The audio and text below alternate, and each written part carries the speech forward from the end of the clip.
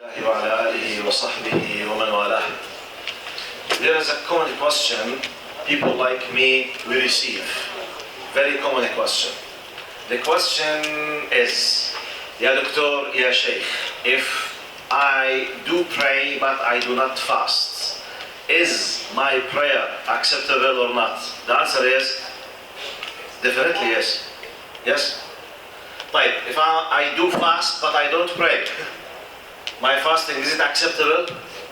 I mean, in the scale of Allah, am I receiving ajr in case if I fast but I don't pray?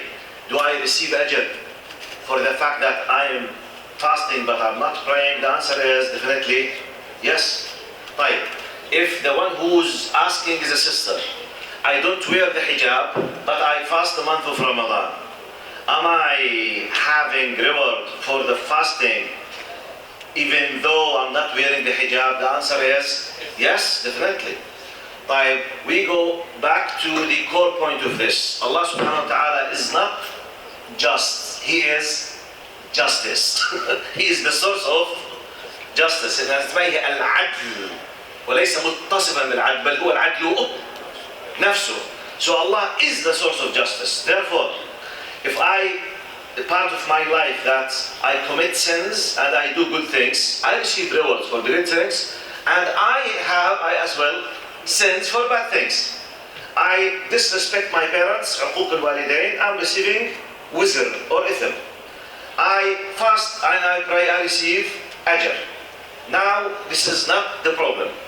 The problem is some people, for many reasons, they allowed Mr. Iblis. You know Mr. Iblis? They allowed Mr. Iblis to get into the software inside, to work into the back end of the programming system. And he played with the program, they allowed him, and they started inside themselves to do the following equation. By the way, the title of my talk is Don't Deal with Allah in the language of mathematics. Some people in the back end with the programming system, after allowing Mr. Iblis to do some adjustment with the software, they do the following. They say, look, if Allah is justice, alhamdulillah, okay, I am very bad with my mother, so I have X, but I do pray, so tick with the X, they go together.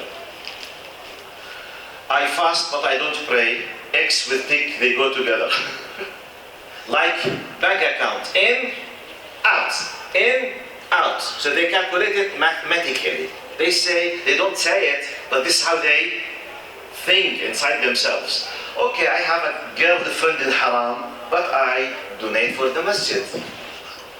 This goes with this, tick, okay? For example, I drink alcohol, but for example, I'm very good with my mother, so this goes with this. And you know, they do this kind of mathematical equation, in, out, in, out, in, out. As we say in Arabic, نطلع خالصين. Alhamdulillah. يعني, if we missed something, we can compensate it. Hajj by the end of my life. 2 umrahs. I donate for a big masjid, whatever. Alhamdulillah. خلاص. We are on the safe side, Sheikh. Many people, they do this indirectly without uttering these words, without saying it. In the back end, inside their hearts, they look, I want to send a message for myself, for my dear respected brothers and sisters, don't ever deal with Allah with the language of mathematics, because we don't know the value of, or the weight, or the volume of a hasana and sayyah. If we know, do it, but we don't know. Which means, let me give you just one example about what I'm saying. لا تنظر إلى صغر المعصية ولكن انظر إلى عظم من عصيت. Don't, when you evaluate what you are doing, don't look how small the sin is. Look how great the one whom you are breaking his words is. So my evaluation will be, of course, it's very simple. I just slapped someone in the street without any reason because it came to my mind. Which is nothing. I'm not like the one who killed someone else. But there is a possibility that someone who has killed someone else because he was so angry, plus a lot of ignorance, okay, he might be having a wizard less than my ithim when I just slap a person in the street. If I'm completely controlling myself and I did it out of arrogance, I might. طيب. If I am in some of the Arab worlds, in some security systems, I'm torturing someone. I did not kill him, I just tortured him. Someone else has killed 10 people. Maybe my sin is more, because I'm doing with the attitude of arrogance. Dhulm. That one did it with the attitude of ignorance. He killed 10, his sin is less than mine. So by this way, we have to count to 10, to count to 100 when we are controlling, when we know what we are doing. That's why, let me conclude with this. Ibn Abbas radiyallahu anhu said, يا صاحب الذنب إن خوفك من حركة الستار أعظم من الذنب نفسه. Which means, he was saying, if you were doing a haram thing but in a secret way, privately, no one sees you. Okay? In our language today, let's imagine, God forbid, I was looking to bad thing on the internet. Securing myself that the door is closed. Let's say, out of sudden, someone, my mother, my father, came, want to open the door. Just, oh my God.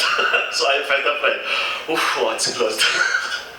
So Ibn Abbas says that the fact that you were dismissing, you were deleting Allah from your calculations while you were doing this, and you became so afraid from your father, in itself is bigger than the sin itself.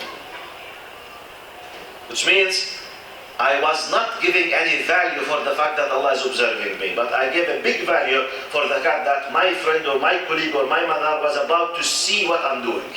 Which means, I'm afraid from my mother more than Allah. So by this, let's review. As I told you, let's do our best to review and to try to fix the misconceptions. By the way, if we think in this way, you will notice that tens of the bad things in your life will be reduced. Because the fact was, okay, it's nothing. Khalas. No. Look at it that, are you aware? Yes. Am I able not to do it? Yes. Am I doing with out of ignorance or laziness, or I'm fully controlling myself, I do it out of arrogance? The big deal and difference with these things. أسأل الله سبحانه وتعالى أن يرزقنا حسن الفهم وحسن الاتباع. اللهم آمين. السلام عليكم ورحمة الله وبركاته.